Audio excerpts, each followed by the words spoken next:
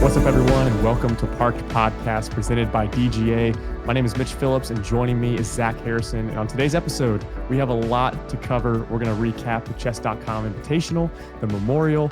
Hannah Huynh of Team Discraft is going to join us later. And then we're previewing the next three events here in the greatest country in the nation, Texas. It's going to be a great swing. But Zach, how are you doing this week, brother? Doing great, man. Thanks. Happy to be here. It's been a good while since we've last met, so nice to talk about a real tournament this time as opposed to a rainy fake tournament. Dang, starting off hot takes. Yeah, man. Real disc golf is nice. It's good. Well, dude, I'm still recovering from this past weekend. I was in Tampa, flew down there from Atlanta, and we went the Spirit Frontier way because we were there for 48 hours. So $130 round trip for my girlfriend and I. Made total sense. Why not? Cheap. Down there, great. On the way back, terrible. We literally were supposed to fly out at 10 o'clock. They had to drive a crew member from Orlando to Tampa. We did not take off until almost 3 a.m. And I got home, head on a pillow at 6:15 on Monday morning. So I'm recovering, and I canned beer and worked at the brewery last night too. So feeling a little tired. So if we get a little sidetracked today, that's why. I did sleep till 1 o'clock today and catch up on some sleep debt. There you go. But I'm happy to be here with you. It's been freaking long time since I've seen you in person because the weather has sucked here in Georgia. It's been back and forth, and it's 40 degrees raining, and I don't even know. So hopefully we get some good weather. And beautiful. Right. And you and I have our first tournament this weekend, the Georgia State Championships, which I'm stoked about. Terrible weather. It's going to be great. It's going to pour rain all day Saturday. I'm going to get a practice round tomorrow. How are you feeling about that course? We talked about it last time a little bit, but quickly. I feel good, man. It is 3 courses, so it's a lot to keep in check. Yep. But most of those holes, it's just hit a line. And if you can hit your line 9 times out of 10, you're sitting pretty. The par 4s and par 5s can be tricky because you have to really shape so either super straight distance shots, or you've got to start hooking into the woods like right at the perfect time. So all in all, I do feel good. I've had enough looks at the course. Actually took a lot of notes from our conversation with Shasta from last episode, just walking the course and being mindful, looking backwards when you get to the pin.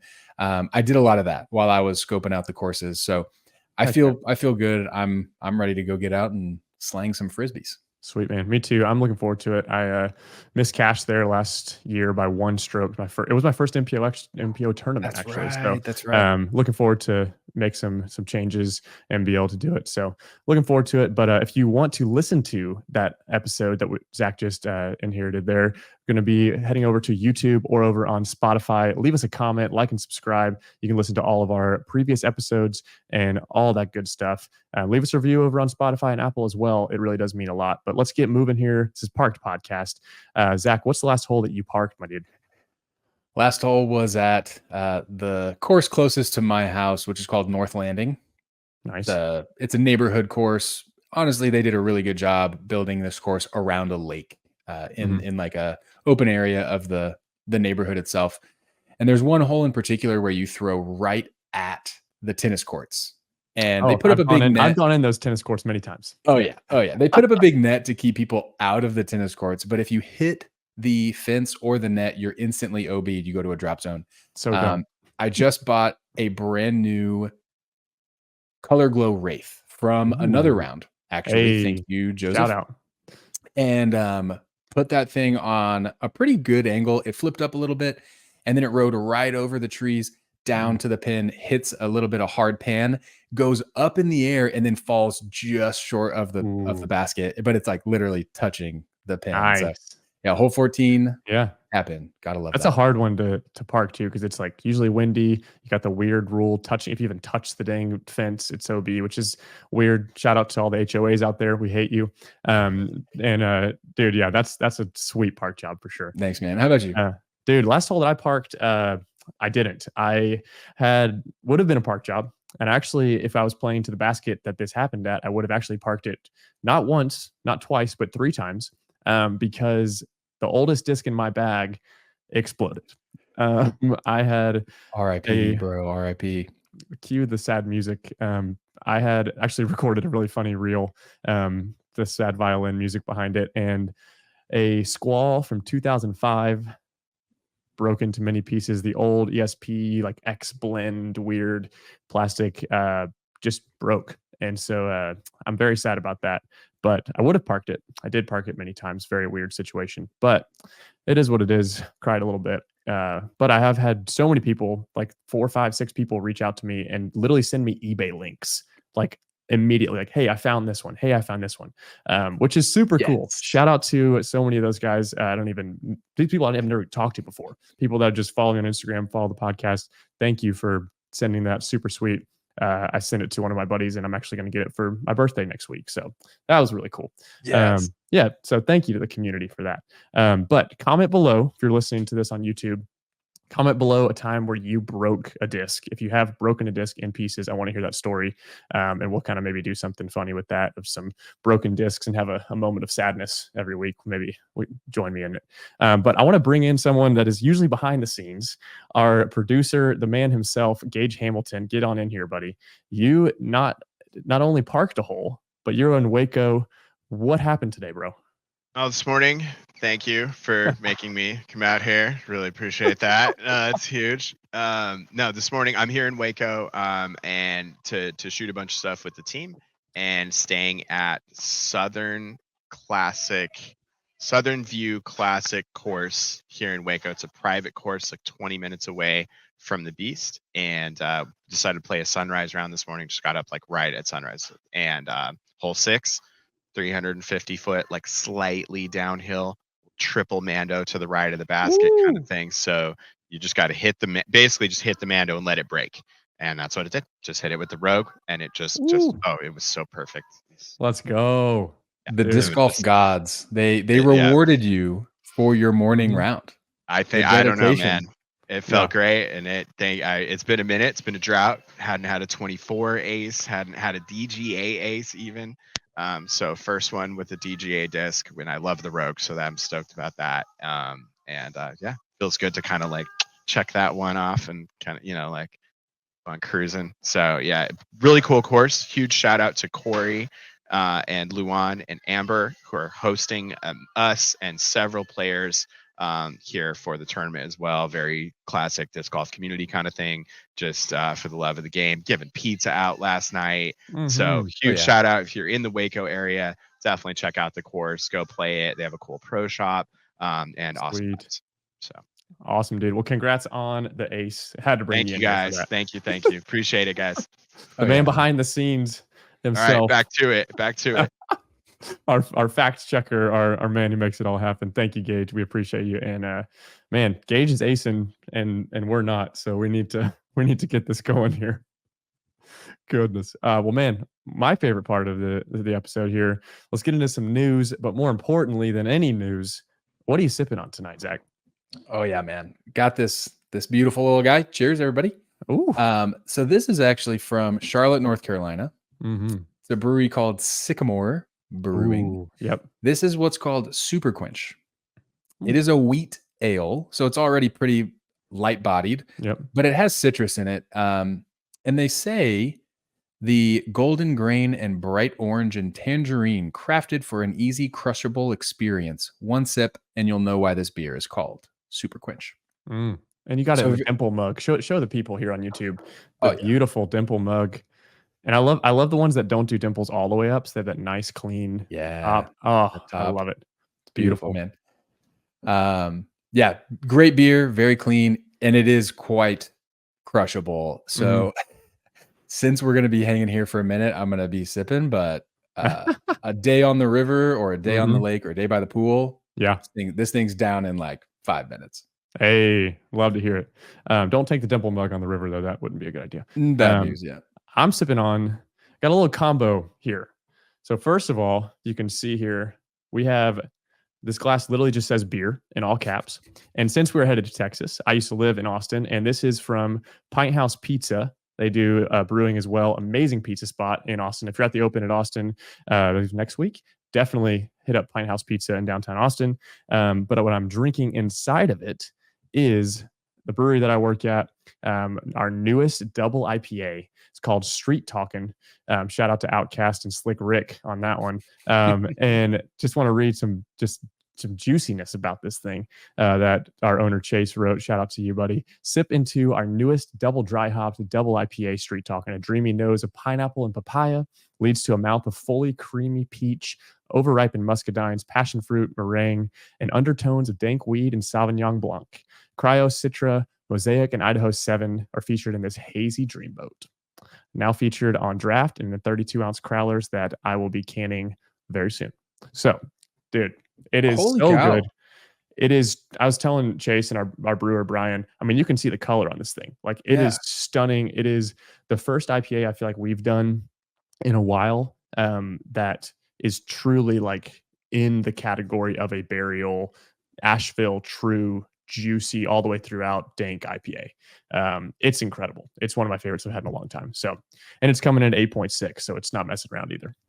Well, even if the beer's not good, that description deserves I don't know, what is the award for written language? I don't it's know. Not an Oscar, it's not an Emmy, you know what I'm saying? A Pulitzer. Thing wins a Pulitzer for sure. Yeah, there you go, Chase. You deserve a parked Pulitzer. We'll hand those out. We should have that be a thing. The parked Pulitzer, if the beer description is that good. That's awesome. I love that. That's amazing. Oh man, that's so good. So anyway, that's what I'm sipping on tonight. But awesome, man. As we're sipping on these amazing beers, let's get into some news here. Zach, start us off. Littlechess.com. We're going to move through these things pretty quick as we've had a couple tournaments, so we need to recap. But chess.com, I mean, AB got the monkey off his back. Finally, will he win multiple events this season? Now, is it fully off, or was it a shot in the dark? What's your opinion here? I think the floodgates are definitely cracked, right? Mm-hmm. Like, it's starting to flow. We see him feeling more confident, probably choosing a little bit more wisely, depending on where he's at or what he's throwing. I'm seeing him throw a lot of Luna straight putter. Yeah. I mean, when you can throw one 400 feet, it makes it a little easier. 500 feet, dude. I mean, he can mash that thing. Just and wrong. It just flips up and goes straight. It's like, it gets to the point where you see it slowing down, but it doesn't fade out. It just keeps going, gliding, dropping. And I think he's in his best form ever. Wow. Yeah. I will say, he still misses putts big. Yeah. Like, they're not small misses, I mean, right? He's missing big, which can come back to bite him. Yeah. However, man, if he is driving the way that he can, you don't need to putt if you can put it under the pin. So it was awesome to see him play. I think he did really well with Ricky chasing him down. He mentioned it in his Tour Life interview. Ricky's the scariest person to have on your back. For sure. Right. That moment on hole 17 when Ricky hit that straddle putt and then turns around and just screams at the crowd. He's like, yeah. I mean, you have to feel the energy just pulsing through your body. That can't be something easy. Well, now I have to step up and hit my putt. And then I have to go and follow up his tee shot on the next hole now that he has the box and the momentum. It was really, really clutch for AB to hold it all together and keep his form and his disc selection and not let Ricky get in his head. So I like what I'm seeing so far. I'm going to give him at least one more win, but I would bet that he maybe gets 2 more by the end of the season. Yeah, I can see it. I think you hit the nail on the head there. The putts are still being missed, but I feel like they're more committed, and it's a trust in the comebacker. There was not any 3 putts, but again, he didn't have to putt. He was hitting 530-foot forehands and hitting the freaking box. But I want to, I mean, I don't even know. But speaking of hitting the box, these boxes, man, oh my God, we got to talk about Joseph Anderson, Joey Buckets, honorable mention, by the way, from Athens, Georgia. Go Dogs. Dude, on coverage, on lead card, the whole freaking time. Let's go, dude. So it was awesome to see him just absolutely killing it and was in the mix for a majority of it. But had a gorgeous turnover destroyer shot, hit the base. I mean, it was hole 8, 9. I don't remember which hole it is, but it's a big turnover, goes downhill, uphill, and it's kind of blind on the right. He hit it absolutely. Was it not even 6 inches from acing it? Yeah. And then rolls so far back down the hill because it hit the sponsor box. The freaking box, man. I've been saying it for a long time because we see it, whether it's a koozie style, the little Koozies at least like squishy, dampen it a little bit, but they still can cause rollaways. Not as bad as the box. They spring back if you hit them, right? So my opinion is like, I get that you're advertising, right? Why don't you advertise with a flag or advertise on the band of the basket or something that's not like physically changing the shape of the actual cages or the actual pins? Like, I think changing that, you might as well take a couple links off. Yeah, change it a lot. The chains. I don't know. It's not my favorite thing. I get that we're using it for sponsorship opportunities, and that's great. I love that disc golf is getting sponsors, and like I can't fight that. Right. But those things are monsters. And even I feel like the lower ones that are on the normal height baskets are worse than the raised ones. The raised ones make sense to me. The raised ones, like, it would look weird just having a basket floating. I think those don't do as poor with the boxes, but the lower ones just feel unnecessary for me. And from just a viewership point of view, I don't know all the sponsors the Pro Tour has. Most of the time, the sponsors that are on those smaller boxes are like minor sponsors that I don't expect to see anywhere else, and that might be the only place you see them. So I don't know what that looks like. But moving on to the FPO side, Evelina shoots a -8 final round and just absolutely crushes, like unexpectedly wins by 5. That is a 1031 rated round. Unreal. And we've said it for many years. I mean, Hayden unfortunately not able to be here tonight. But we doing the Prodigy Disc Pro Tour commentary years ago, watching Evelina and Hannah, and literally we talked about it first episode of the season. It was like, man, if Hannah and Evelina just don't even throw a disc all off season, all they do is putt, they will win multiple tournaments. And you know what? Her putting looked so good. Her putting was confident, and even when it was like a little off, it was small misses. In contrast to AB, who's still putting more confident than ever, but are big misses and doing that. Evelina's putt looks confident, and it's crazy. I mean, and then Hannah as well, being in the top 5 finish there. Ella Hansen once again very close. But I'm so excited to see Evelina continue to play on this level. We talked about it, some of the overreactions last week. Who's going to win Worlds, X, Y, and Z.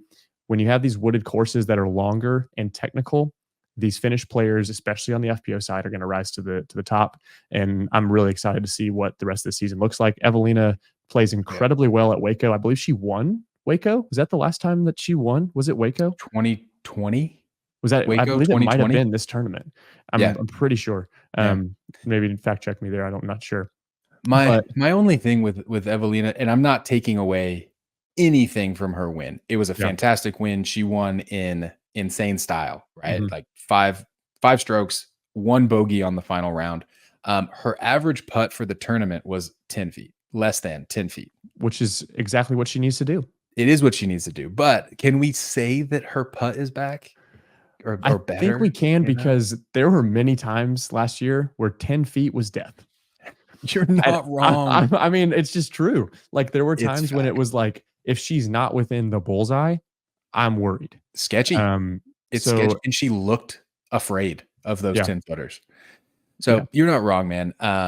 But love to see her up on a podium again, because it's about time that she gets that confidence 100%. boiling, because gosh, she has so much potential. One of the best tee to green stats for years. I mean, just her driving, forehand, backhand, just is such she puts on a freaking clinic every time she plays. Moving on to the Memorial Championship in Arizona, man, so many people somehow teleported there. I don't know how they got there so fast. If they drove, if most of them flew, I don't know. I know a lot of people are saying Airbnbs and whatnot. Maybe people are saying, I don't want to be in a van anymore, but a lot of people are actually staying with Ricky right now. Hey, I mean, shoot, Ricky's hosting like a whole handful of people. He's making everyone ice bath and just like forcing people to recover. It's smart. I like it. But the Memorial Championship, an absolute classic, and it used to be on the tour, and there's a reason why it's not. It's because this course can be extremely easy. It can be extremely boring to watch because it's just a hyzer festival. But shout out, did not win the tournament, finished on the podium. Anthony Barela shot a 17 under, which is just wrong. 11-13 rated. Is that the Yes. final? 11-13 rated was the round. He parred hole 1 and then forgot about that, shooting a 39 on a par 56. If you can get into the 30s in anything disc golf, you should be checked for something. I don't know. That's disgusting. But if you're going to do it, it's going to be at the Memorial. I mean, I love these courses. I think they're beautiful. Yeah. I think it's fun to watch. And it's just, the freaking fountain is so cool. And it's just a beautiful place to be. I understand why it's not at the Pro Tour level anymore. But it's a public park. Yeah, people still prioritize it though. I mean, you had Yeah. so many people that are, I mean, some of the names here with Aaron Gossage, AB, Gannon, Isaac, Yuli, Cupcake was there, Gavin Babcock, Drew Gibson, Parker Welk. I mean, there was a lot of people here, Alden as well, Sal Schultz. I mean, this was a stacked field to be an A tier, and had a super solid payout too. I believe it was over $5,000 to first place. Which Mr. Gannon Burr took it down, was also on commentary, which was really great. I enjoyed his commentary. I thought it was solid. Yeah. It was level-headed, and it was cool to hear, especially from the winner's perspective, how he was going into it. He would say, "Oh, I knew this putt needed to be lower because it was going to lift because there was wind over my left shoulder." Like, the fact that these pros are thinking about that in a way that most people do not, and it becomes second nature that they go, I want to land on this side of the basket, X, Y, and Z. He gave a lot of good stats, and I really enjoyed his commentary. I did too. And it was cool to have him and Goose on commentary for different rounds, because you can really, like you said, you get their insight. For sure. I also love that Terry is just grabbing whoever's available, and they crush. Yeah. Like, very little prep. Very little prep, and they're just out there, just doing it, just talking, just being a disc golf commentator. Yep. Especially Gannon for being so young. I'm like, that's impressive. Yeah. Right. Not everybody can just step up to the mic and be that calm about it. For sure. I was just gonna say, I feel bad for the Goose just because he had this in the bag. He really did. He was leading the entire tournament, and then he lost, I believe it was 6 strokes in 3 holes. Yeah. And I mean, 8 and 10 holes, 8 and 10, which is just disgusting. And he also took some interesting lines that like weren't into play, like throwing spike hyzers and hitting some trees that you were like, there was a pretty straight shot. There wasn't really a reason to go that high. Didn't have Those are angles that he trusts. So it was just some confusing things, but I think it comes down to him being able to close out. We look at when really Gossage first popped up on the scene was Worlds, when he was just pushing Macbeth, trying to make it happen.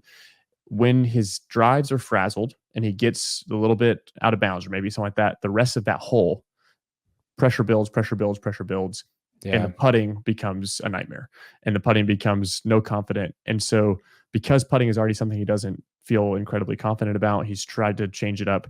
When the rest of that hole's gone bad, there's even more stuff that's going to affect the putt. And we saw that happen a couple times.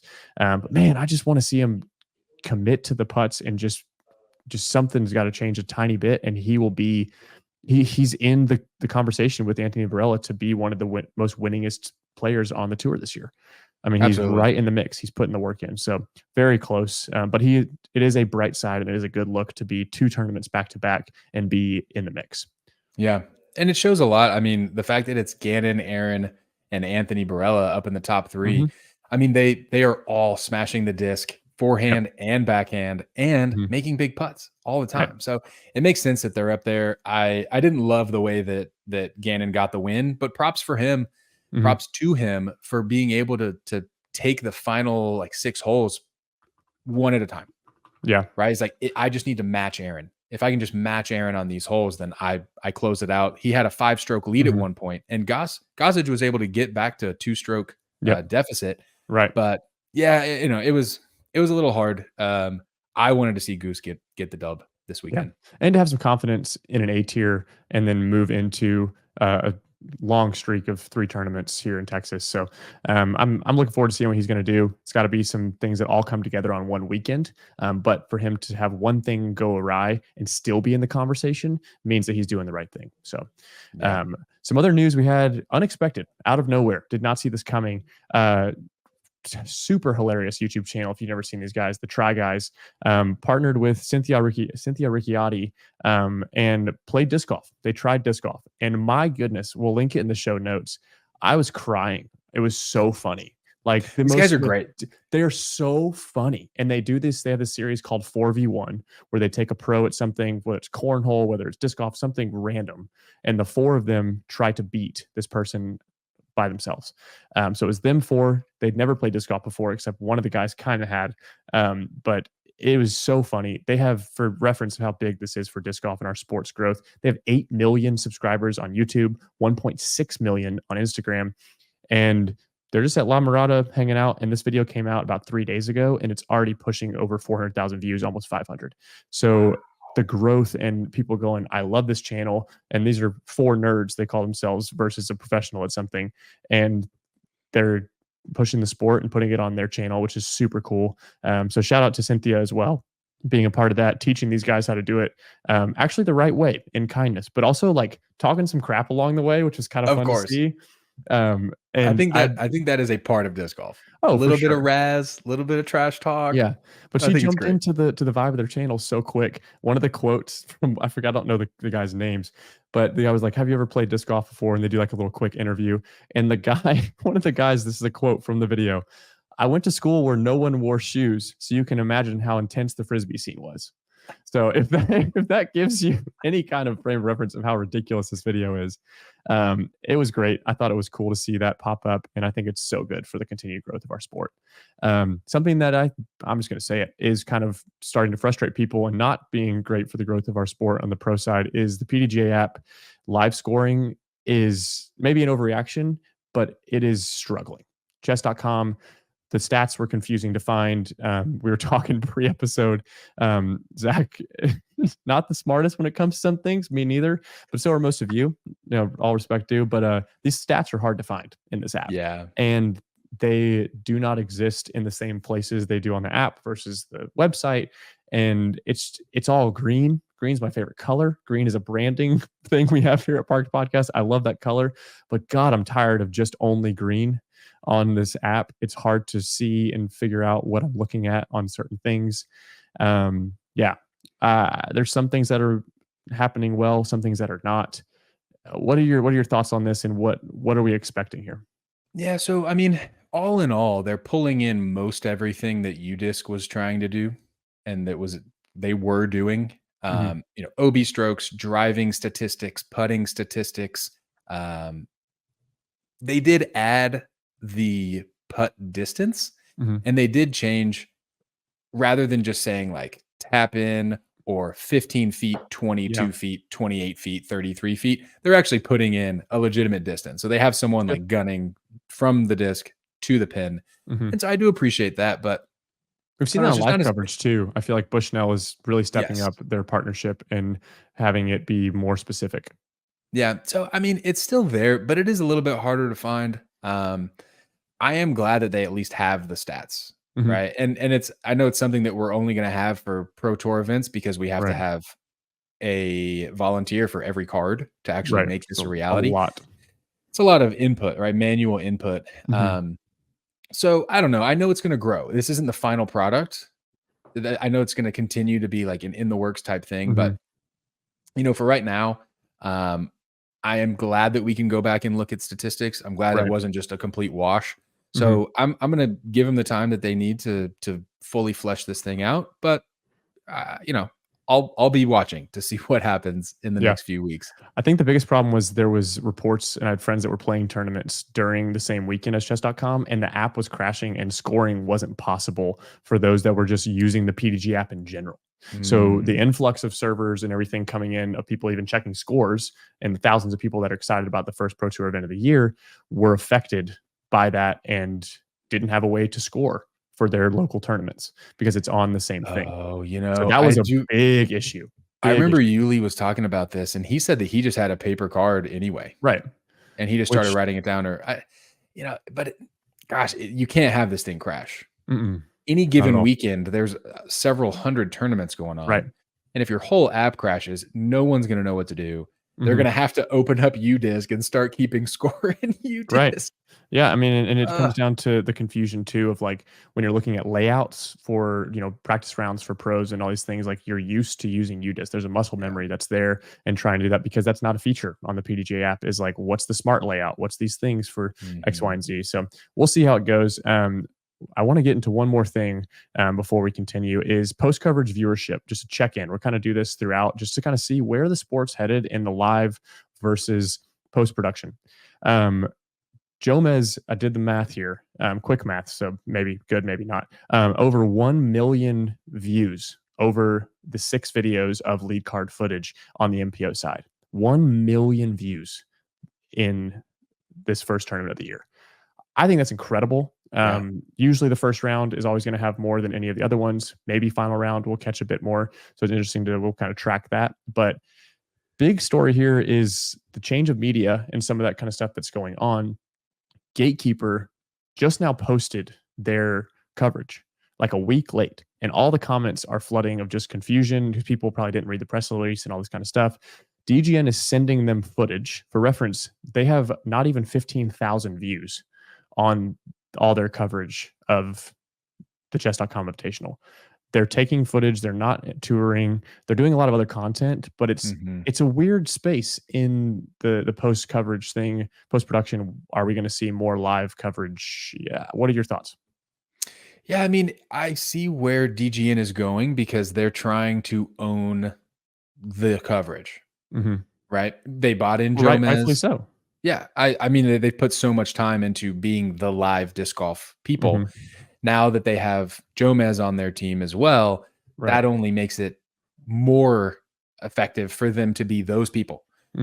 So it is interesting that now it's just like, hey, we're going to give you clips or not clips, just like a whole file of all of our coverage, and you can go cut it up and do what you want with it. Right. I don't know, call it a smart play on DGN's part, or like maybe a really frustrating play if you're really into Gatekeeper or really into that secondary coverage. Right. It's probably making it a little bit harder for them. Not quite as engaging, maybe not as rewarding since you're not on tour anymore. And they're waiting on a hard drive or waiting on something to be uploaded to get file sharing uploaded, to be able to have it. So it's a weird space. So we'll keep an update, on that and kind of just keep following that. But I mean, some of the comments and stuff, people do love, Gatekeeper. I mean, we used to work for them. We used to run podcasts for them. I mean, doing that stuff. So like, it's weird to see the change in media and where things are headed on the live coverage versus post-production thing. So we'll keep an eye on that. But that about wraps up the news. When we return, we have Hannah Huynh of Team Discraft. It's going to be an awesome interview. Looking forward to that. Talking everything from a new sponsorship. She's the Dark Ace team captain. We're going to be talking about the FPO field. It's going to be an awesome time. And later on, we're going to be previewing Waco and the rest of the Texas swing. You're listening to Park Podcast. We'll be right back. All right, joining us now is Hannah Huynh, newly on Team Discraft, coming live from Waco in the back of your van. Where are you at? How you doing? I'm in the front of my van. Okay, there you go. But yeah, we are parked at the Beast parking lot right now. Sweet. Have you gotten some practice rounds in? How's the weather? How's it going? The weather has been awesome. It has been like 80 degrees. It's really warm right now. Wow. Sunshine, a little wind maybe the other day, but today there was no wind. It was perfect. Wow. And yeah, I've gotten about 2 rounds in at the new Lake Waco. Lake Waco golf course? Yeah. Waco. No, Laco. Sorry. There you go. Oh, they're calling it Laco. I heard that. It's late. I love it. That's great. What do you think of the course? How does it compare to the Beast? I mean, one of the shortest courses on tour being the Beast to now a very long course, a lot of par 4s and 5s. Give us an idea of what we're expecting. Totally. Yeah. It's like the complete opposite from the Beast.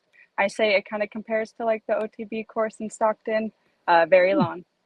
Okay. And yeah, I feel like some of the par 4s and 3s, you can get them, but you have to have really good shots and distance. How are you liking it? Are you enjoying it? Or does it kind of feel bleh, like it is what it is, or is it kind of like you wish you had all the rounds at the Beast, or does it feel is it a welcomed new addition to this tournament? For it being an Elite Plus, definitely, I think it was needed because the Beast for MPO, you know, they score really easily on there, and for FPO, I thought it was a really good course. It still is a really good course, but adding this ball golf course, it's gonna show who's really good in playing golf. I feel. Yeah, that's awesome. Yeah, that'll be interesting to see how like we see the. I mean, we've seen it. I think of like when Worlds was at Utah, you had like a golf course, and then you had a super wooded course. So it was like the lead card just kept shifting of like who's really good in the woods, who's really not good in the woods, and back and forth. So that'll be interesting to see. And getting 4 rounds in Waco with the awesome community of people and disc golfers there will be sweet. But yeah, Zach, we were talking pre to this and being part of Dark Ace. Talk about what Dark Ace is for people that don't know. What's it like being on that team? So Dark Ace is metal and disc golf put together, pretty much. So it's a community for like metal heads, because being in the metal community is also like being in a disc golf community. We're all like family. We all like to share music that we like. We have a Facebook page that you can be a part of, the Dark Ace Army, and we talk about all sorts of stuff. It's really awesome. The guy who runs it, George, he's a great guy. He helped me get my sponsorship with Discraft and my Plug Your Holes sponsor. Sick. He's done a lot for me and the team, and yeah, it's just great. Yeah, George is a really awesome good combo. Dude. Yeah. The combination of music and disc golf, like if you're in either one of those communities, it is expansive and it is like a family, right? Like if we can connect about Frisbees or we can connect about music, we're friends for life, right? Totally. So to have such a cool combination all in one, and now to make like a whole team and to sponsor these players, I think it's incredible. And if you've ever been to a tournament, you've probably seen their tents out there, Vendor Village. I know USDGC, I've seen him the last couple of years, and it's always cool because they're also blasting metal music in the tent. So they instantly get the vibe check right when you walk through the door. Right. I wanted to ask a little bit about your experience, like coming up as a youth. How did you get into metal? Because I feel like everyone has a different story here. So I'm curious, your story. I was watching Fuse's top 10 or top 20, like, I don't know, on cable when I was younger. Yeah. And I saw Slipknot's Psychosocial, and I was like, oh my gosh. And if you don't know, like, they wear crazy masks, and like in this music video, they're in like in Iowa in like this cornfield, and they're just like banging on drums and they're doing the guitar and they're screaming. I'm like, oh my gosh, I really like this. And they never got number 1, but I wish they got number 1. But I'd watch it like every week. And then after that, I got into Bring Me the Horizon. And then that's kind of like 2012. Yeah, around 2012. And I started getting to like the scene emo phase, listening to all that like metalcore and stuff. That's awesome. Are you big on shows? Do you go to metal shows? And I love going to shows. Yeah. Okay. Like if there's music, I'm like gravitating towards it. That's awesome. That's amazing. Yeah. So I have a couple of good metal show stories. I'll share one of them. But I would love to hear any metal show story that you feel like would be appropriate for this. My story, this was a long time ago. I was probably in middle school or like a freshman in high school. And there's this little tiny venue in Douglasville, Georgia, which is like almost the middle of nowhere. It's called the 7 Venue. If anybody has ever been to the 7 Venue, you know exactly what it is and what I'm talking about. I've lived within 25 minutes of this place my entire life, and I've never heard of this. So not surprised. This is great. It used to be a $1 movie theater. Oh, sick. And then someone bought it and turned it into a metal venue. So they were doing a festival. It's like an all day, like tons of different bands. They were like a blend of all different types of metal. And the final headliner was My Children, My Bride, which my buddies and I back in the day were like hardcore, loved them. And it was like one of their last songs. And they're doing this chant. And we're all like rushing to the front of the stage and we're chanting. And we're just like going crazy. And then this dude jumps up on the stage. And security's running after him because they're trying to push him off the stage. He does a backflip off the stage and kicks my friend in the face. Oh no. And my friend's tooth goes through his lip. Yo, what? That's disgusting. So we all had to leave and go outside where he's now like bloodied up with ice on his mouth. We had to call parents to get a ride to the friggin' ER because you're in middle school. Like, yeah, this is and not we had to stitch up his lip.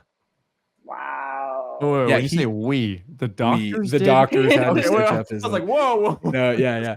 Wow. What was really crazy is like he was taking it so well. He was like, yeah, man, like this is what happens, you know, this is metal. That's true, man. It was so funny. And he was legitimately thinking, he was like, if I told them that I wanted to put a ring in this, do you think they could sew around it? It's like, I'm going to pierce my lip. It's already pierced. I'm just going to put a lip ring on it. Anyway, that's my story. If you have any good ones, I would love it. Love to hear it. Please top that. Please. That was a great story. And I don't know if I can top that. Oh no. Jeez. I think there was this one time in high school I went to like this local show with a couple of friends. And we're like sitting outside the mosh pit. We don't want to be in it. And this like 5-foot dude just like roundhouse kicks my friend and breaks his nose. And we go out in the parking lot and it's just bloody. And I'm like, oh my gosh, I don't know what to do. What? He has some random dude just like push it back in place right there. I'm like, oh my gosh, that's so gross. Yeah. But again, so metal. Right? I had a random guy put my nose back in place in the parking lot. Freaking metal. Yeah. I love that. That's wild. That's so cool. Yeah, I don't have anything close to any of this. I don't even know. That's crazy. So what we're hearing is if you want to break some stuff but have an awesome community, go to a metal show. Yes. Go to a metal show. Yeah. I will say though, people will look after each other. Oh, for sure. Those pits. Like it's not like I'm going after everybody, elbows and knees all day, right? Like you're looking out for one another. No one's trying to hurt someone else. Right. Unless you're just a jerk. Right. And then you're probably going to get booted anyway. So yeah. Don't be afraid. That's crazy. I do have one actually, because I listened to a podcast, the Dak Shepard Armchair Expert. They do like a Armchair Anonymous thing, and they literally said like concert stories. And there was this kid. It was at a like Christian like church metal festival, which is quite a place to be. And dude said he was in the show. And they were like going to do, what's it called in the metal community where like they do the like wall of death or like everyone like runs together. You separate and then when they count down, everyone just runs at each other. So they decided to do this.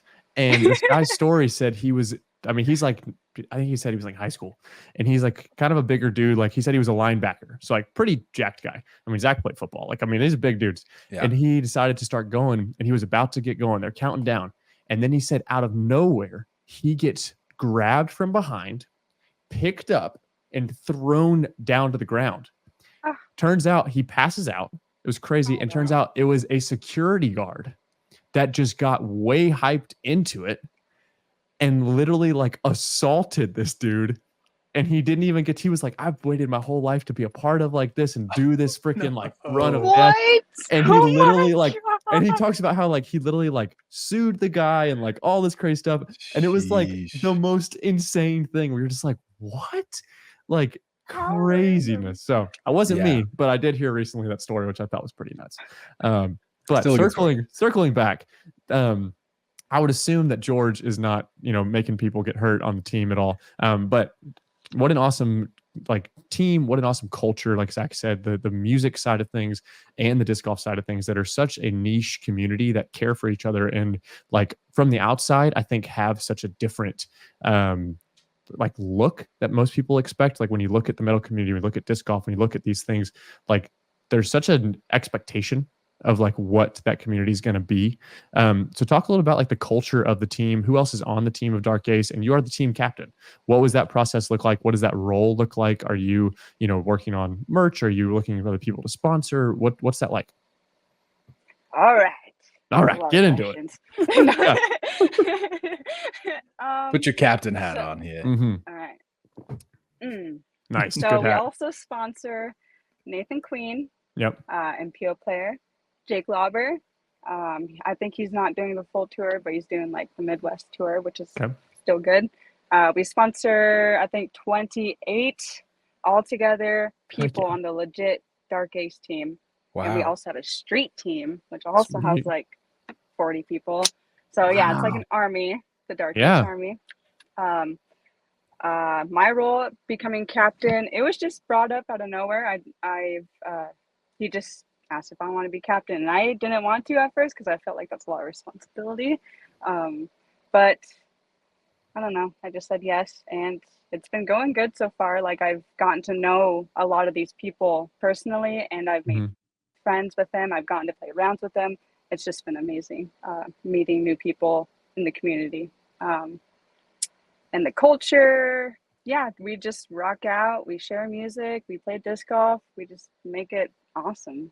I love that. Are you able to go to any shows or anything? Are y'all like looking at, okay, we're in Waco these couple weeks, we're in this? Are you able to look ahead to bands that you like? And have you been able to go to any shows or anything while you're on tour? Or is that kind of like a hard thing to find? Oh, I do that all the time. Every week. Oh, heck yeah. There's an app called Bands in Town.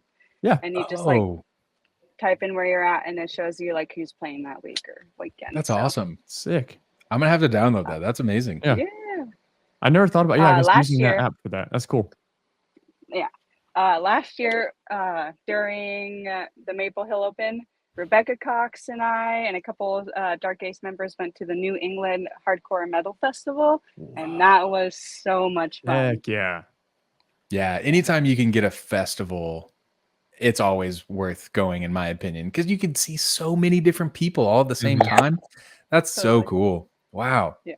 That's definitely an advantage, I feel like, of touring, is you can see people at random times. And like, it's not going to be a scheduled thing, but spur of the moment, let's see who's in town. That's really neat. I love that. Yeah. I love that. That's sick. That's awesome. So sorry. No, you go. I was about to shift gears. Yeah. All right. Are we ready for it? We're shifting. All right, you can take your hat off. Yeah, take the hat off. I've always been curious, but there are a lot of tour couples, right? People who either met on tour or met before and now they're on tour, and you get to tour together, right? So it's like having a buddy, having a partner, having a best friend on tour with you. At least that's how I imagine it. And now, without throwing Chris under the bus, what is it like to be on tour with your significant other? Man, it's been smooth sailing, I feel like, a lot of the times. I mean, yeah, when like the van kind of does something, it's hard. Wait, hold on. Yeah, it's been good, but when there's van troubles, like of course it's stressful, but like being with Chris, I feel like it's very safe, and I feel safe with him. I feel like now I've now I feel like I've developed like I hate being away from him kind of thing. Oh. Yeah. That makes sense though. Yeah. But we practice together a lot, and he helps me a lot in my disc golf game. Like I remember my first year, I just was poopy. And then he just kept helping me with my putts, my drives, my form. And I just felt like I kept accelerating. And I feel like, wow. Yeah, we've practiced really good together. And we love the same foods. We love the same movies. Yeah. Like that was a question. Yeah, that was our next question. Before we get to that, though, does he have you throwing lefty forehands 500 feet yet? No. Is he like, this is great? Left-handed now. Hey, there it is. From like 10 feet. Nice. That's awesome. Hey, that's awesome. Tapping range. That's worth it. Putting lefty is the hardest thing ever. But I think Zach was going to say, like, what is it like to date on tour? Are you going like you're going to venues, you're going to shows, whatever? Because like when you live with someone, like you go to work, you come home. I live with my girlfriend, so it's like it's a different ship. But when you're literally doing everything together, your home's on wheels. Like, what is that kind of experience like? Do you guys like, hey, it's Tuesday night, we don't have anything necessarily? You like find places to date? What's that like being on tour? When we go on dates, our dates kind of are, if we have an off week, we will go do something together. Like we like going hiking, nature, beach. Sometimes we'll go to movies, but it's not like all the time.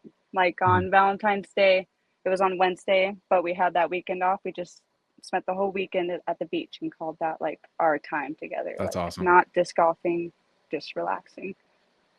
I feel like that's probably a really important thing where you can both take time away from the game to just be with each other and, you know, pretend like you're not pro disc golfers and just be good buddies and enjoy each other's company, right? With that time that you have.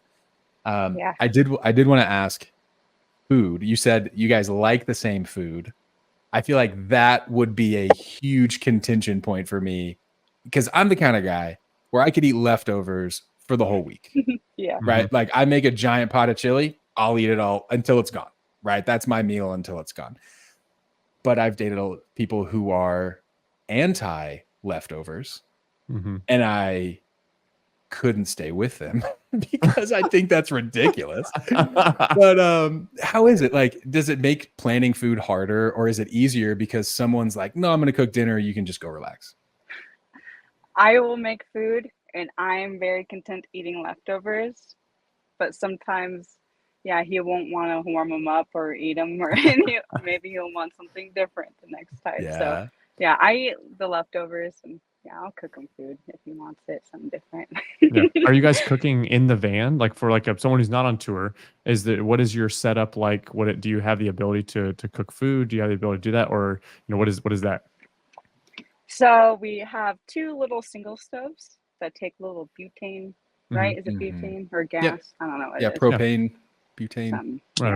And we have a cast iron skillet and a pot. So you can do most things with those kind of things. Yeah, absolutely. That's awesome. Heck yeah. That's super cool. It's always interesting, like to think like, man, I'd love to go on tour, but like, or like, love to, you know, go to these events or even just travel for a bit. It's like, but yeah, you get to that point, you're like, I don't want to be away from my significant other, but it's super cool that you're able to have that relationship that also through your friends, his friends, like you develop more and more of a community of the traveling circus that is the Disc Golf Pro Tour and all the places you go to. That being said, what has it been like to have both of you now transferring bags, being with Discraft, both of you being sponsored by that? Has it been, hey, I'm trying out this, you're trying out this? Talk about being on a new sponsor. And because who were you with before Discraft? Westside. So you guys are both Trilogy. And then moving away from that into Discraft, what's that transition been like? For me, it's pretty easy because I was only with Westside for like 2 years. Okay. And before that, I had an open bag and I threw a lot of Discraft. Oh, nice. So obviously, I just tried to find discs to replace my old ones from Westside, and I found that to be pretty easy. What were some of the comparisons you threw? Like some, like maybe a driver, mid, kind of like what was stuff you leaned on Westside that you're now leaning on in Discraft? Okay, so with Westside, I threw the Grace, and I feel like the Surge SS is kind of like the Grace, but I stepped away from the Surge and I started throwing the Hades. Nice. Because I feel like I got more distance with the Hades. And then I threw the Fuse a lot. Awesome mid-range, but I feel that the Big Z Meteor replaces that Fuse. It also has like that little late fade, right? Or is it turn? I don't remember. Turn. Either. Yeah. I would have thought Comet would have been pretty close to the Fuse, or is it deeper? It just has a weird rim. Like it does like a driver in a way. I don't know. Yeah. No, that makes sense. Yeah, it's a fast mid for sure. Have you thrown the drive? I think it is Paige Pierce's new disc. You were saying The Surge new SS, Paige, which I feel like it's got to be pretty close to that Grace. Yep, it's very similar. So I do bag it for like water holes just in case I like want to throw it, you know, because I know I can throw the drive really well because it is just a really good stable disc. So it's in the bag. Nice. What are you putting with? Roach. Nice. Yeah. I like that. Did you take that from anyone? Did anyone like, oh, you should put roaches or you should put this or you should put that? No, because like I feel like people don't like the roach because the name, and nobody's like, yeah, you should put the roach. I know Yuli's a big roach guy. Yeah. Really? I think so. People really put roaches. Yeah, I don't think he puts them, but I think he threw them. I think, and then does he? No, because he puts the Challenger, doesn't he? Or maybe I forget what he puts. I thought Yuli puts roaches, but maybe he throws them. I don't know. That's interesting. I got one at the Amateur Worlds last year, and it's a really pretty like glow roach, and the stamp is like, I actually have it sitting right here. Nice. The stamp is really cool. It's like, you know, disc golf basket and things like that, but at the very top Do you see that little circle that has a roach? Yes. In it? Oh my It's just God. like a little floating roach. Is it in the water tower? It's in the water tower. This whole time there's been roaches in that water tower and no one knew. I just think it's so funny that like That's wild. they're going for it, right? Yeah. Like they're not afraid of the idea of it's a roach. Like get over it. Yeah. But I love that you're putting roaches because I do feel like not a lot of people putt them. Yeah, nice neutral straight flyers, shallow in the hand. That's I was thinking about putting roaches or Chally SS. Was I looking on? I land on the steady BLs. I'm with DGA this year, so I was coming from being with Clash, which is popcorn, which is that kind of low profile disc. So there's a lot in that range. And I think Discraft has probably the most expansive putter lineup. Like there's so many putters in there. What's a disc in the Discraft lineup that surprised you? That you were like, I think that's a weird disc, or you're like, I never thought I'd bag this. I don't think any of them. I think they're all pretty standard. Yeah. Are you bagging any non-Discraft stuff? You're bagging any DGA discs or only Discraft? I am bagging one Vortex. Nice. Yes, just a really flippy fairway for rollers or touchy anhyzer shots. Gotta have it. Heck yeah. I love that. Another sponsor you had this year coming away from the Trilogy family, you're able to have a bag sponsor. You're able to be with Grip. What has that been like? And or not with Grip? Who are you with? I don't have a bag sponsor. Don't have one. Oh, you're you're carrying a new bag. Okay. I was just research. In my post, I was saying thanks, Grip, because they gave me a free bag. Okay. Chris is sponsored by Grip, and they're like, "Oh, we'll give Hannah a bag too." Okay. Perks. Hey. All right. Yeah. Well, then, okay. Well, Grip, you should sponsor Hannah. I don't know why you're not. What do you know? You're giving her free stuff already. Come on. Goodness, give us a Dark Ace Hannah Grip bag. I mean, people would buy that. That would be sick. But what has it been like to switch bags as well? Because I know with the Trilogy family of companies, you have to use their specific bags. What's that been like being able to use a different bag? I like Grip because it has like the little Velcro thing on the top. And you just add like patches and stuff. Yeah. I like to like decorate my bag and make it look all cool. Yeah, it makes it unique. Yeah. Definitely. That's awesome. Well, let's talk about the FPO field and kind of where you're at. How many years have you been on tour now? This will be my 3rd year. Okay. What has it been like now in your 3rd year? What's something that, maybe in the first year you were trying to figure out that you really feel like you've got the hang of, whether it's tour life, whether it's, you've played these courses a couple of times. What have you learned so far for, being a newer player on tour? What's that been like? Oh, did we lose her? Yeah, I think she froze. Hannah. I never played a lot of. Oh no, am I frozen? We got you back. Got you back now. Go ahead. Okay. What was the question again? Oh, you're saying you're good. You're fine. Being now, this is your 3rd year on tour, so you've got a little bit of experience under your belt, but still new, still trying to figure it out. What's something that you've learned, whether it's practicing, whether it's everyday life flow of things that you've been getting better at as the tour life has been continuing? Okay. Am I still frozen? You're frozen? Good. You're good. Good. No, I feel like I've learned a lot this year. In the past 2 years, I never really played tournaments before my first year. I only played like a handful, and I never knew what I was getting into in the big events and like who I was playing. I thought I would be pretty good, but no, I wasn't pretty good. Like I was not cashing at all. And so I've learned like power and strength in my form, and I've learned how to do upshots. My putting has gotten better. My practices have gotten better. Like I know what I want. Like I know what I like, and I know what I need to do. And I just feel like, as a player, I've definitely evolved. And being on tour, being surrounded by a lot of people who are better than you just learn, For sure. Yeah.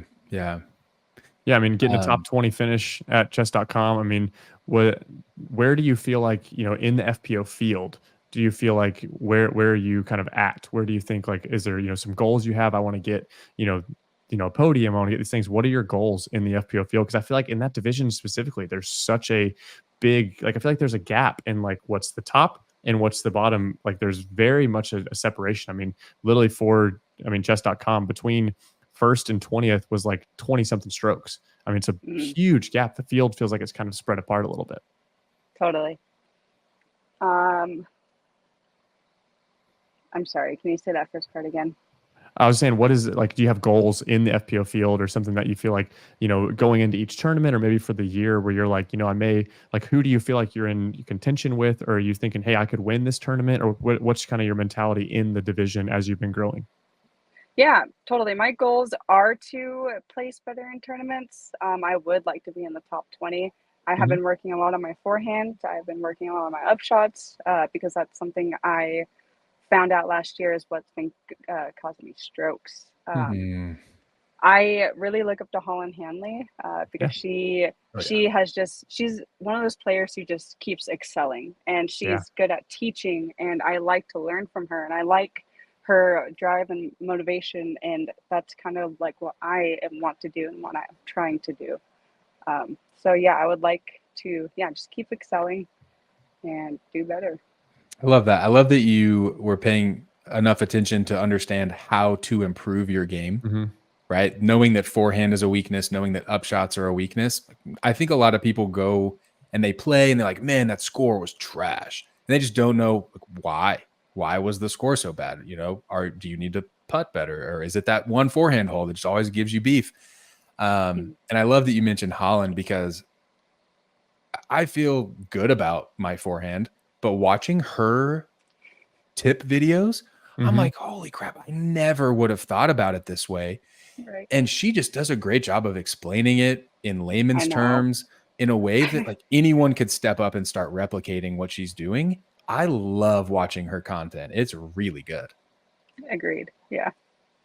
Yeah. What's it like being on you mentioned Holland being a teammate, being on Team Discraft and stuff. What's the community like? What's everyone is, trying to push each other and trying to chase, that top spot. Is it a good vibe like with other players and everything? Or is it some tournaments, I guess, when the tournament starts, is it like, hey, we're no longer friends, or what's we're trying to win here? Because it's a competitive thing, but I feel like our sport is kind of in that spot where it's like, hey, we're going to be a community, but then when we're playing, like we're trying to win. Or what's the vibe like in the FPO kind of field right now?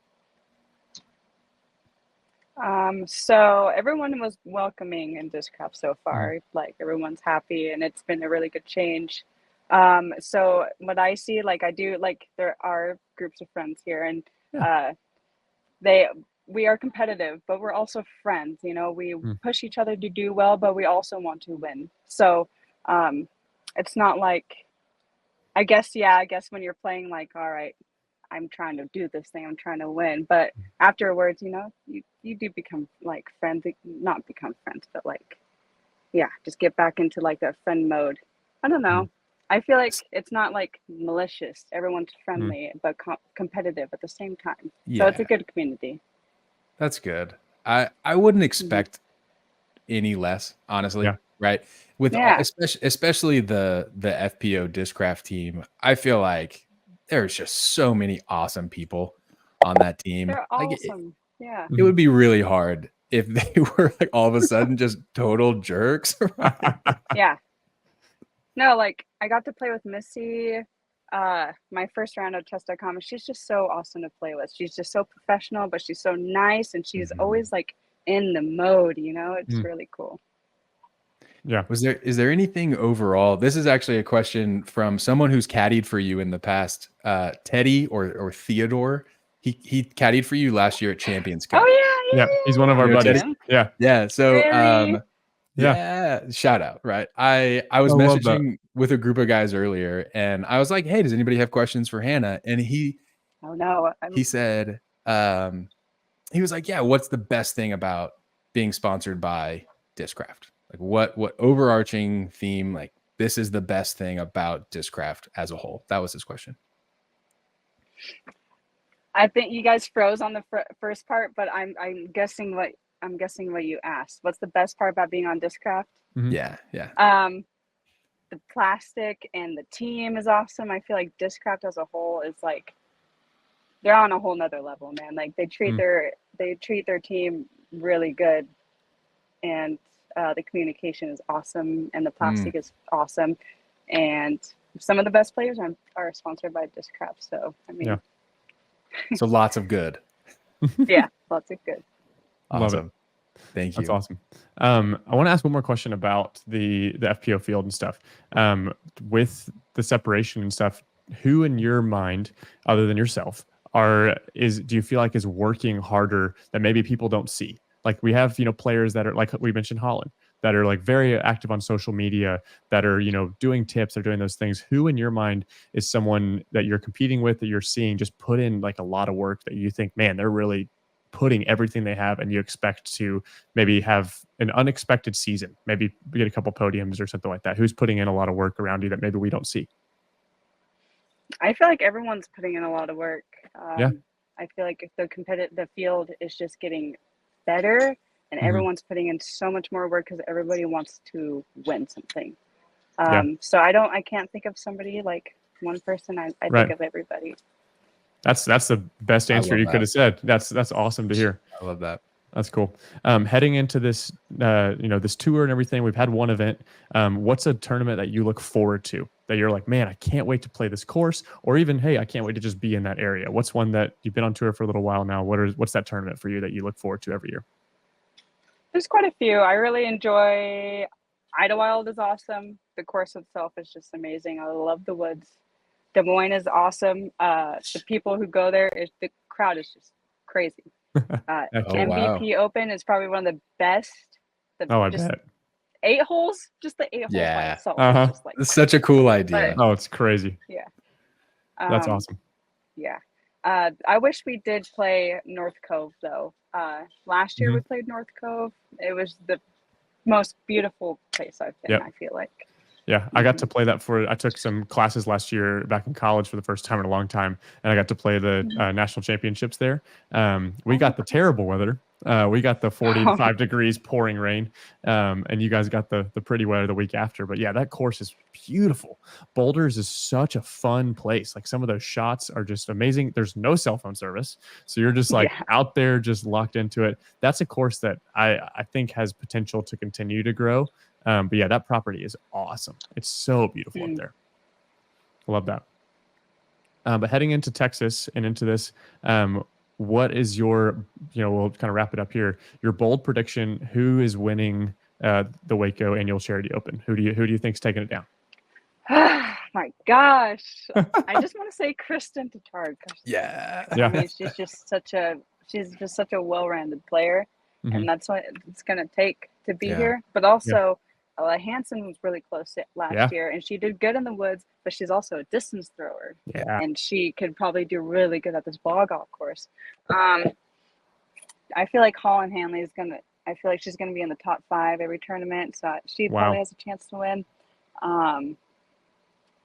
Missy maybe. She's a good putter. Missy's a good putter. Oh, yeah, for sure. So she could do it. Because Olympus was hard and long last week, or 2 weeks ago, but she did really good. So, gotta drive for show and putt for dough. Oh yeah, always. Facts right there. All right, on the MPO side, who's taking down the win? I think this is a hard question for the MPO. Yeah, I don't even know. There's it's too many. Yeah, there's so many great players. Any week, it's like a toss-up. Yeah, that's awesome. I'll just say Vino Macula. Vino, heck yeah. Our guy Vino. Love some Vino. Vino Macula. He is one of the funniest guys to be around. He's such a fun guy. I love that. Totally. Well, awesome. Well, Hannah, thank you so much for joining us. Do you want to shout out any sponsors? I mean, we've talked about a lot of them. Anything, you have any last stuff before we want to wrap up? Yeah. So you can follow me at always winning _ HUYNHING. And my sponsors, Discraft, Dark Ace, Local Line Apparel if you want socks and towels, Dr. Christy Dyes, she does all my cool dye works, and Plug Your Holes. Heck That's yeah, it. love it. And thanks guys for inviting me on here. I had a lot of fun. Heck yeah. Hey, well, thank you for joining us. Glad. Like, we're so excited just to be able to have this podcast and be able to chat with everybody and talk disc golf for a little bit, but like hey, who are these people? What are you guys doing? What are you passionate about? Because your life is more than disc golf. Like, as much as it is such a part of it, we're super thankful you take the time to take out of your practice rounds, out of everything, and just, spend some time with us. So thanks so much for joining us. Yep, no problem. Heck yeah. Thanks well, again, when we man. return, we're going to be talking through and kind of giving some bold predictions about Waco and also for the Texas Swing. You're listening to Park Podcast. We will be right back.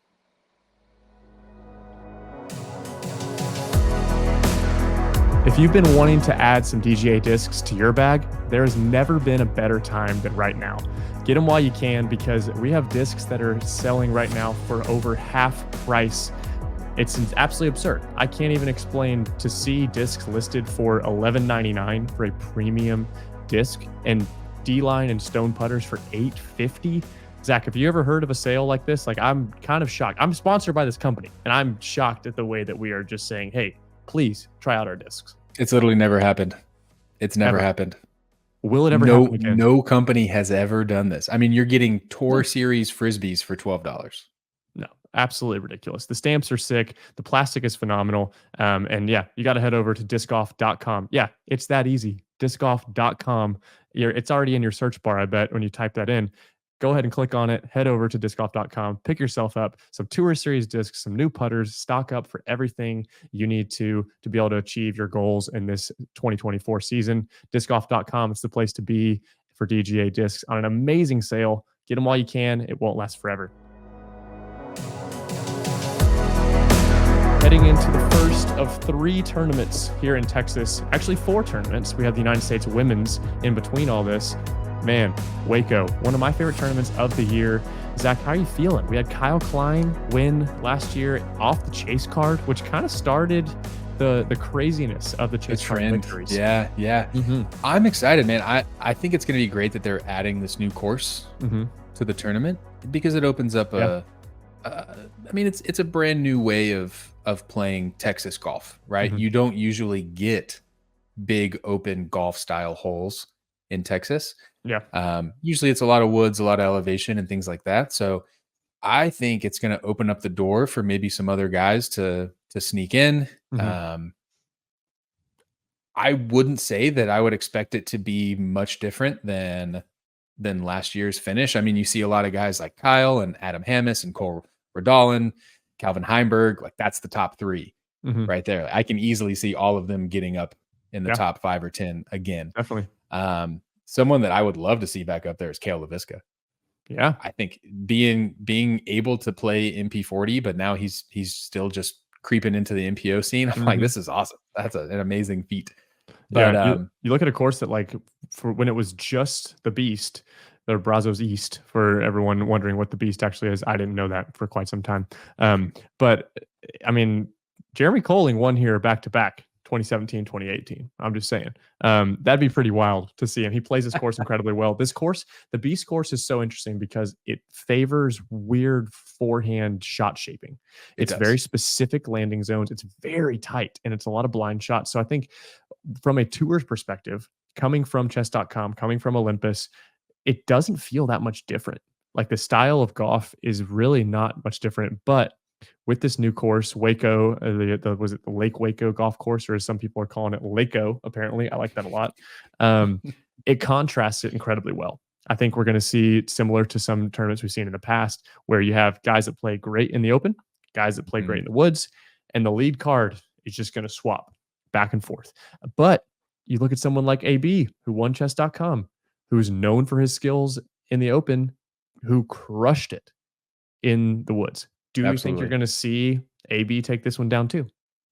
He's in the running already, just by default. Like you said, it's forehand friendly.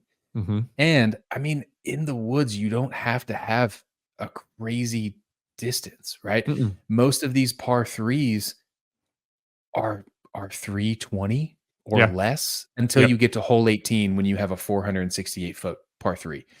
Everything else, if it's a par 3, you can easily get there in one, if not have a chance for an ace run. Yeah, and I mean, there's an eagle opportunity. I mean, I've heard that Sullivan Tipton had a freaking putt for eagle with a forehand. I think it's 7 or 8 right on there. That's the one that goes forehand turn up and down. Some people just pitch out, take an easy birdie, but like, there's serious scoring to be done at the Beast course. But in comparison, this is a new course at Lake Waco golf course, 4,000 feet differential, like nearly 4,000, which is ridiculous. Like it's such a different course that is just a yin and a yang of disc golf here. We're looking at 7,700, which is one of the shortest courses on tour at the Beast. Then going next day, heading over to Lake Waco at 10,500. So it's going to be interesting. And I think wind is always a huge factor here in Waco. And last year Texas in general, temperatures were crazy low last year. This year, we just heard from Hannah Huynh that we were sitting in the 80s, which is awesome. I think that's going to be good. I'd love to see a tournament that just sat in beautiful weather, wasn't affected by stuff, and we just went, who's the best disc golfer? Let's make it happen. Will we see that? I doubt it. I think it's going to be windy as hell, but we're going to find out. But in this golf course style, do you like seeing a yin and a yang course, a wooded and a golf course? Absolutely. What is your opinion on that? I think that is the best way to truly test who can come out on top, right? Because disc golf is not a one-trick pony, right? You've got to be able to dodge the trees or like dodge the obstacles, whatever they are, and you got to be able to throw targeted distance shots. Right. And so now you have to do both. You're going to have to show up on both days, both courses, and really put all your skills to the test. I wouldn't be surprised if some players have a completely different bag from day one to day two. Oh, for sure. Right? I think it's definitely going to happen. Yeah. I mean, but like you said, there's just so much scoring potential. I mean, like we saw Paul Macbeth a few years ago shoot 18 under. On Beast. Right. Granted, he eagled a hole to get the 18, but still 18 under. That's possible. I mean, it's insanely possible. I have never seen Lake Waco, so I have no idea what that's like. And I do know the wind is going to be a factor, but I don't know. I think we could probably assume who's going to have the best opportunities, right? I think Ricky. Humongous opportunity. Not only does he play great in Texas, but he has the forehand and he has the distance. I like it. Good pick. You already said AB. There are a few other guys that I'd put up there, but honestly, if I'm putting money on it, I'm putting money on Ricky right now. I like that. And being a DGPT plus event, I do believe there's more points available as well. So we have 4 rounds, which I like. I think having a tournament go from a Thursday to Sunday feels good. We were talking at the beginning of this episode, playing tournaments where you don't get a chance to play the same course again kind of sucks. And I like that we're going to, I don't know the exact order, Gage, if you know that, the exact order of if we're going to go back and forth between the courses or if it's like 2 back to back. I know sometimes they'll do, Thursday and Saturday are at the Beast. So we are going one course, Friday, Sunday at Laco. So that's going to be cool to see it back and forth. I did get to see, and we're starting to have, this, as a recording right now, it's Tuesday night. This is the 5th. So we are starting to see some of those practice rounds come out from Brody, from, some of those guys that consistently do that, Connor Riley. I've been watching a lot of Braden Sides. Shout out to you, buddy. Team Another Round member. And he and Joey Buckets have been putting out some great content. But they were playing it. I was watching it, and it's pretty interesting. This golf course, I think it's going to look really good on camera. I think it's rolling hills. It's really pretty. There's some interesting water, like canals for what looks like maybe drainage. I'm not really sure exactly what they're for, but it's going to be a really pretty course on camera. And I think it's going to be very spectator friendly, which I think the Beast definitely struggles with some of those wooded holes where you just can't have people there. That is really important. I was wondering why they finished at the Laco course, like why Sunday is at Laco, and it makes perfect sense. It's going to be more spectator friendly. So Sunday, like, let's get everybody out there. Exactly. Man, that's interesting. But hearing from the players already, with the few that I've talked to, some people are kind of like, it's just not very dynamic. Laco is just kind of, it's boring. It's exactly what you expect it to be with an open course. I think what did Hannah compare it to OTB, to that course, which is really not a super fun course to watch, but we got some fun shots happening. There are a couple of like weird in between holes I saw that they're finally using, which I've been like, finally, please use this weird triple Mando thing that the Zuko thing is. They are using that on like a 265-foot hole. I think it's hole 11, very low ceiling. So there are some touchy shots on this course. But by and large, it's going to be, you got to throw 450 plus off the tee to be able to attack some of these par 5s that are pushing over 1,000 feet.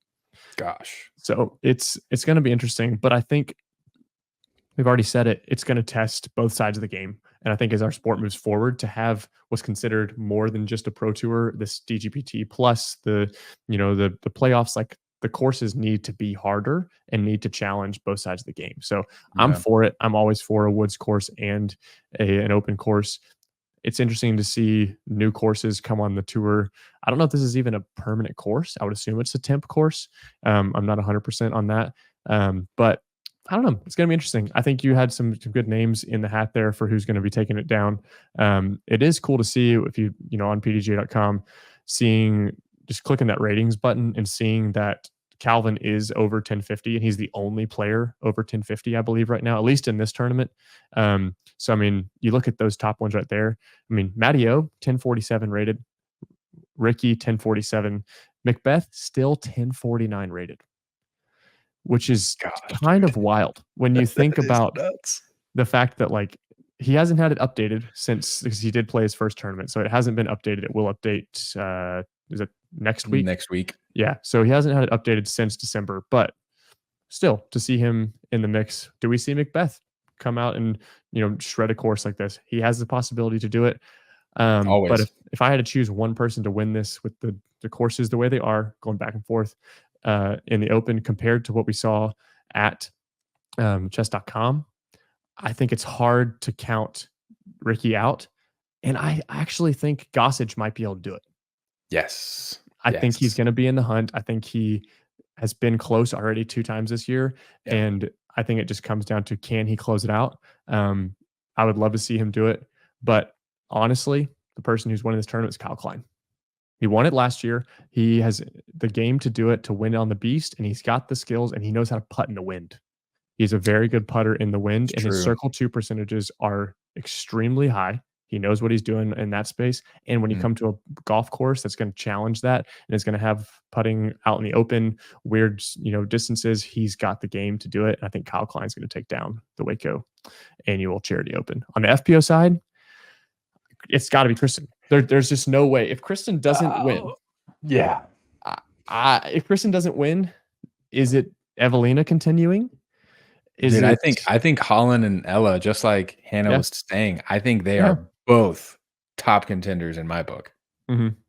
No, but we honestly, as a fan, I want to see Kristen come out and just shred. Yep. Just freaking Max almost Verstappen like no contest. Exactly, dude. Yeah. Almost no contest. Just shred this thing up. Yeah. I'm curious. I am super pumped to watch. I love that it's going to be 4 days because, I'll do my job, just like put myself on like autopilot and just really focus on disc golf all day. Yeah. Heck yeah. I'll have it on at the brewery for sure. It's going to be dope. And then you and I are playing tournament this weekend. So we'll be trying to follow along while also, paying attention to our tournament. But looking at FPO ratings, I want to check in with this too. Kristen is 2 points away from reaching 1,000 rated.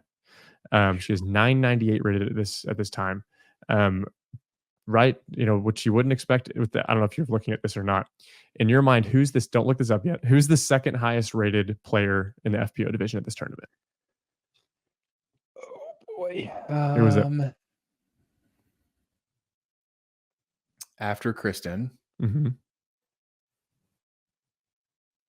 Go for it. You got to guess. Who was it? Ratings? Who's the second highest rated person at the Waco Annual Charity Open? Is it Evelina? Nope. It is Owen Scoggins. 980. Girl. 980. Yep. So, I mean, if you look at ratings alone. I just want to be Owen Scoggins. I just want to be Owen. I just want to be her. Truly. I mean, I think she's someone who could also be in there. Her distance isn't extreme, but she plays well on these golf courses. And she can throw the forehands and, we'll see. But I'm excited for it. I think it's a great tournament, and it kicks us off for many weeks in a row. Here we have the Open at Austin. We have U.S. Women's. And then we have Texas States. Spending a lot of time here in the nation of Texas. I think it's going to be sweet. I love this swing of the tour. These 3 courses or 3 tournaments provide such an interesting differential. And each course has a lot of differences. So Do we think that someone could win all 3 of them? I don't think so. I think there's across the thing. Could Ricky go off though? Could Ricky win all of them and be the Texas King? Absolutely, no doubt. Giddy up, yeehaw, baby. Let's Come go. On. Put a freaking cowboy saddle on a Raptor. Come on. Dude, goodness, what a visual! Oh my god, visual. You're welcome. Oh man, well that needs to be his new like signature stamp. Put a freaking cowboy, especially if he wins one Raptor. of these. If he wins one of these, they have to make the stamp now. Why the heck not? That's great. Well, man, goodness. Well, this has been episode 3 of Parked Podcast. Definitely catch the action over on DGN beginning Thursday, March 7th, going all the way to the 10th for the Waco Annual Charity Open. Man, what a great time it's been. I'm excited for the Texas Swing, one of my favorite parts of the year. And man, for all of us here at Parked Podcast, I'm Mitch. This is Zach Harrison. Thank you, Gage, for jumping in. Congrats on the ace, my friend. Thanks, Hannah, for joining us. And until next time, Zach. Do-si-do, and away we go. Nope. Peace, love, and disc golf, baby. Peace, love, and disc golf, y'all. Later. Ride the Raptor, Ricky. Ride it.